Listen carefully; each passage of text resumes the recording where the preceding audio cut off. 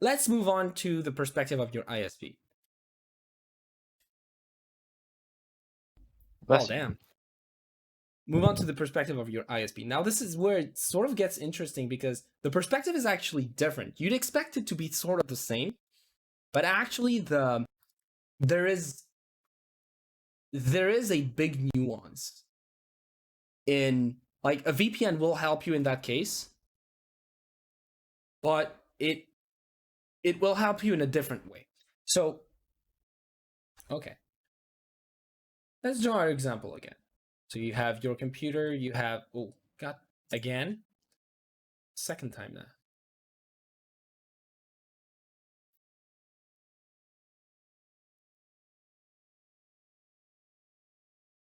So you have, move my mouse away. So you have your computer, you have the Google server, as well as the internet, your connections. And one thing that we mentioned is that you can imagine your ISP as being post office workers. Yeah. So it's like your letter that you are sending goes in the hands of plenty of people. Right? And you don't know these people, and you don't know that you can trust them. So you send a letter, and that letter goes in the hands of plenty of people. And that letter is not sealed, meaning in theory they can open it. However, what you can do is encrypt the content. And usually that gets the work done. Right? Like you encrypt the content and they don't know. Right? Right. So that would mean, for instance, using HTTPS if what you're doing is web browsing. That would also mean using SFTP over FTP for file transfer. That would mean using SSH over Telnet. What those protocols are, so the protocols on the left here are just encrypted variants of the protocols on the right. Okay. Meaning anyone standing between you and the destination cannot see what's going on. Okay. But they still know that there's a connection going on, right? They can still read because obviously they're post office workers. Their goal is to deliver your letter to the destination, meaning they can read what's written on the envelope at the very least. They can read that it's to Google from John Smith. So they know that. And then what's preventing your ISP from doing essentially the same thing Google was doing, right? What's preventing them from building logs, right? Logging your traffic and saying, John Smith has sent a packet to Google at like at 9 p.m. for instance. They can do that, right? They at least it's technically feasible. Yeah. Right. So it turns out, depending on the laws in your country and whatnot, they might hold they usually do have logs like these. So I don't know the actual specificities. I've never worked inside an ISP, so I don't know for sure. I guess I could ask some of my colleagues. But the idea is that they will keep some logs. Now, do they keep all the logs? Do they keep sort of suspicious logs? How long do they hold the logs?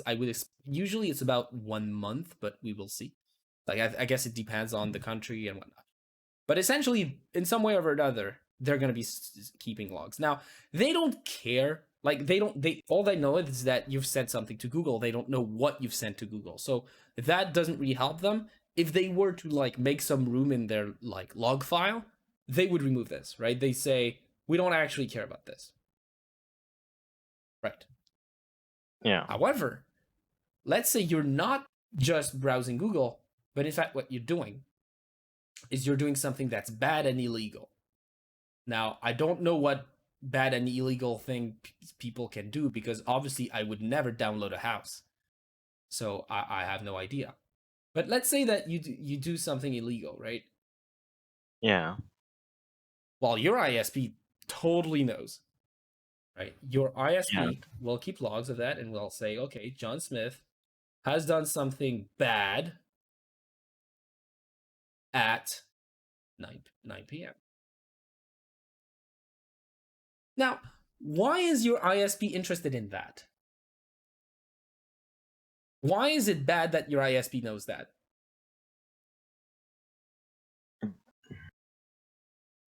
Who cares about the bad stuff you do online? Does your ISP care? No. Do advertisers care? Yes. Do they? Well, I mean, no. Not really. What they care about is that you want to buy a new car. Yeah. But like pirating stuff, they don't care about that. Right? If anything, it just gives them information that, like, let's say you pirated the latest Disney movie or something, then maybe advertisers would be like, okay, I guess I'll offer him the DVD next time. Like, I'll show him an ad with the DVD. But that's not really what I'm getting to. What's another entity that you might want to protect your privacy from? The government? The government, exactly. And this is where this is where we have to be careful. So the interesting thing is that obviously each government is going to be, like, depending on the country where you live, your government is going to be acting differently. And this is the interesting bit is that, as we will see, VPN companies have sort of different standards based on where they are actually located, Okay. like what country, and we'll get into that. But essentially, the idea is that the government wants to know because you're doing something illegal. And the government, even like in most countries, the government does have some form of, does have strong ties to the ISPs. One of the reasons being, for an ISP to work, they need like a physical infrastructure, right? That spreads over the entire territory, or some of it at least, right? Right. So the ISPs need some form of authorization from the government to begin with. Okay. So the government can easily pressure them, can simply say, okay, you give us the logs, or else you can't build. Like there's an agreement. Obviously, Yeah. you always have sort of the power of the law, but here it's even stronger than that, in the sense that it's not even just that there's the threat of like police retaliation and getting sued and whatnot. It's actually much more than that. It's like maybe the ISP must disappear if they don't comply. Okay. Okay. Well, if they saw you download the latest Disney movie, they'd know you have bad taste because the remakes are ass. Thank you, Zives. So, okay. The reason I'm pointing this out is because a VPN server will fundamentally be held to a different standard. Okay. Because a VPN server, all it needs is like a data center. That's it. It doesn't need like a widespread infrastructure. So Right. a given government, has fewer ways to actually pressure a VPN. And a VPN service will be less of a priority to have pressure over than an ISP, because everyone has an ISP, but not everyone has a VPN. So like if the governments are if a government is going to be pressuring an entity to get logs and sort of do mass surveillance, they'll first look at the ISPs and then maybe look at the VPNs. And so this is why you might be able to get away with using a VPN. Okay. Right? Okay, and this is the interesting bit. So how does a VPN protect you against the governmental prying eyes? Well, the principle is the same. You're going to, you have your big envelope that contains your small envelope. And that big envelope you send over to the VPN, and the VPN sends the blue envelope, the small envelope, over to Google or over to the bad service, whatever that may be. Right. But remember what we've said, that again, we're going to represent that blue envelope. So let's say it's an HTTPS request or even just HTTP. You then have the IP header. Then you then have another IP header. And I said that all of this was encrypted.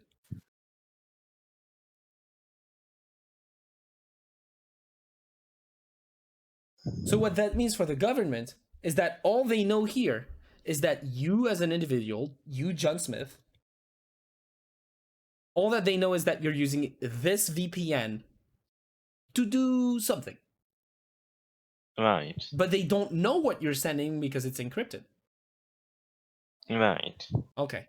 And by the way, it is military grade encryption. That doesn't mean the military can decrypt it because they can't. Right. Just making that abundantly clear. Like you cannot just break AES encryption. Huh. No, like even the Chinese government will struggles with that, and believe me, they're trying their best. Okay, so okay, the government cannot know what you're sending to the VPN, right? But they do know that you're sending something. Okay, and now let's look at, and now the government decides, okay, you know what? We're going to specifically monitor everything that goes in and out of that VPN service. We're not inside the VPN, but we're sort of gatekeepers, you know, like we're watching whatever goes through the link that connects it to the internet. Does that make sense? Yeah. Okay. So we don't know what's going, the government doesn't know, our hypothetical government doesn't know what's going on inside the VPN, but they know what comes in and out of it. And they know that what comes in is John Smith doing something. And what they know that comes out is that someone is doing something illegal. Okay. Now, what happens when you have one user? So, for instance, in the case of a self-hosted VPN,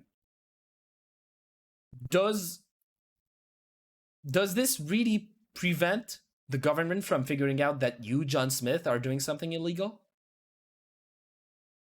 Yeah. Again, the government will know everything that goes inside and out, in and out of a VPN. And let's say you are the only user. They know John Smith. They know John Smith is connecting to the VPN. They know the VPN is doing something illegal. And then know that there is no other activity. What conclusion can they draw? That John Smith is doing something illegal. Right. Precisely because there is no other activity. Right? Right. However, what happens if it's not self-hosted but actually commercial? And this is one of the cases where a commercial VPN actually like has an advantage over a self-hosted one. What happens if you have not just John Smith but like thousands of people using that commercial VPN? Then Right? it's gonna be hard to find out which one is doing something illegal. It's not just going to be hard, it's going to be impossible. A good analogy I have for this is, let's imagine a place, a weird sort of store, right? So there is this, or a place, or whatever. It's a place you go in and out. It has a door. And whoever, you can enter it, right? Anyone can enter this place. But anyone going out of this place wears a mask. So this is going to be our mask. Okay. So anyone who goes in is identifiable. Like, this is John Smith. But anyone who gets out wears the same mask. So Okay. is this, so if my goal is, if there is one person going in and one person going out, can I link them together? Yes. Yeah, absolutely. If there's only one person, it's like in a bathroom, there's one person, like, you know, in those movies where people like they put on a costume when they in the bathroom, you know, Yeah. like spies and whatnot. Well, imagine like the spy is doing that, and you're the guard supposed to like keep an eye on the spy, right? And so you see him enter a bathroom, you can't follow him in the bathroom, but let's say you have the information that no one is in that bathroom before the spy enters it. Then yeah, I would put two and two together and say, oh hey, Right. At That's that not the point, same I as would Michael know Brown. that whoever comes out, even if they're wearing a mask, even if they're wearing a costume, whoever comes out is actually the spy. Well, this is kind of the same idea here, where whoever comes out of this mask store is John Smith, because John Smith is the only person who entered. Yeah. However, and then if this person goes on to commit a crime, well, I know that John Smith did it. Right. What happens if I have 100 people going in and out at the same time? Good luck knowing which one is John Smith when he comes out. Exactly. So that, by the way, that is because we have the assumption of innocence in Yeah. in the West, and you know, thank God for that. But the idea is, out of 100 people that went in the store and then left and then came out with masks, out of that 100 people, only one of them committed a crime. Well, you have two approaches. Either you arrest everyone or you arrest no one. If you Yeah. believe in the presumption of innocence, you're going to arrest no one because you have no way of proving who did it. If you don't believe in presumption of innocence, you're going to just arrest everyone and say, well, someone committed a crime and our top priority is to stop crime, even if that means imprisoning innocents. There Right. are some countries in which this is the case, by the way, which would mean that if you're in those countries, it would mean if you're using a VPN, you're already, like, what you're doing is illegal if you're using a VPN. Just the So fact that you're using a VPN is illegal. so like Korea and China and Well, places like that. yeah, China specifically. It's, in fact, it's not just, so in China, the way it works is that if you're using a VPN that the Chinese Communist Party cannot decrypt, then your connection is just blocked. So you can't go anywhere. So it's Okay. like, if the Chinese CCP cannot see through your mask, then you can't come out of the store with the mask on. Okay. I mean, yeah. So this is, so again, this is to illustrate how a commercial VPN, or rather, it's not necessarily commercial, it's just a VPN server with lots of users, can protect us in a way that a self-hosted VPN cannot. So it's specifically in the case of the ISP spying on us, specifically because the ISP has the power to monitor everyone going in and out, right? Yeah. If you know who goes in and out, then you need a lot of people going in and out in order to really hide their identities. In the case of Google, we didn't need that because Google, hopefully, does not have the power to know who goes in and out of the VPN to begin with. Yeah. Hopefully. Hopefully. Well, I mean, you're never too sure, right? Right. Okay. But then here's the thing, because this is not the end of the story, and this is where we get into sort of a bit more political talk. The VPN service themselves, right? So let's have a look at them specifically. Well, they keep logs too. And the fact is, they kind of have to keep logs. I mean, they don't have to keep logs necessarily, but let's say they have the power to do it. It's in their, they can keep logs, such as John Smith did something illegal. Yeah. They could have that information. Now, the question becomes, can the government have access to those logs? What do you think the answer is to this question? Can a government access VPN providers' logs? No. I'm Zeiss gonna say knows. no. Zeiss knows. What did Zeiss just send? Are you in my chat right now? Yeah. Yeah, what did Zeiss just send? A bunch of eyes. How many eyes? How many pairs of eyes, rather? 5 and then Five. And then 9. 9. and then she's gonna send 14. So the answer to this question is, well, it depends what government you're talking about. Okay. And this is really interesting. So you have sort of uh, alliances between, I believe it's only Western countries. You have alliances that are the Five Eyes, The 9 eyes. the Nine Eyes, And the 14 eyes. yes, and the 14 Eyes. Okay. And so these are 5, then 9, then 14 countries that not on so that one, they can access the logs of every VPN provider on their territory. Okay. And two, they can share those logs as well as any ISP logging that they have with any other member of the 14 Eyes. Okay. So what that means essentially in simple terms is there are 14 countries in which if your VPN provider is hosted in one of those 14 countries, it will not protect you against the government looking at what you do.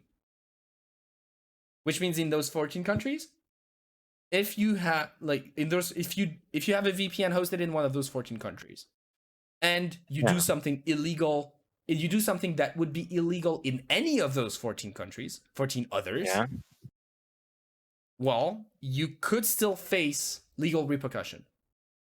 Okay. And the countries in question are, so you can easily Google that. Let's see. I guess we'll do that together. So the 14 eyes. 5 eyes, 9 eyes, 14 eyes. So those. So I'm skipping over the details of the alliance itself because we're not really interested. What we want to know is like what to avoid. And the 5 eyes are essentially the Commonwealth. So Australia, Canada, New Zealand, United States, United Kingdom. Okay. Then you have Denmark, France, Netherlands, Norway. Yeah. And then 14 eyes are the 9 eyes plus Germany, Belgium, Italy, Sweden, Spain. Okay. So what I'm trying to say is that if the VPN, so the thing is, it's not like as simple as, so there's a difference between a VPN server where the company is hosted in one of those countries or a VPN server where the server itself is hosted in one of those countries, because that's like two different things. Like for instance, Proton VPN is a VPN service that is like the headquarters is, the company is from Switzerland, but they have a bunch of servers in a bunch of different countries. So does Swiss law apply or does local law apply for the servers? It's hard to say. Either way, you want to avoid countries that are based in any of those 14 countries. Okay. Most notably, like I mentioned, Proton VPN is Swiss. And so the likely, like even historically, Switzerland is very neutral. And so the likelihood of Switzerland ever joining such an alliance are terribly low. Like, it's not just that they're not part of the 14 Eyes, is that they'll probably never be part of anything like that. Right.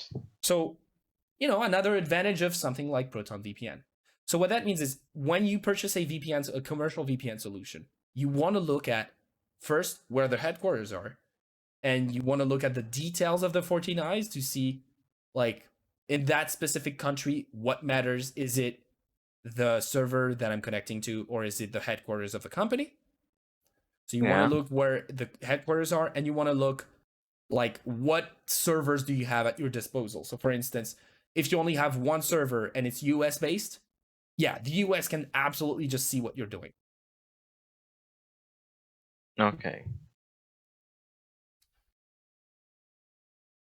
But in the case of Proton VPN, for instance, they have several servers hosted in several countries.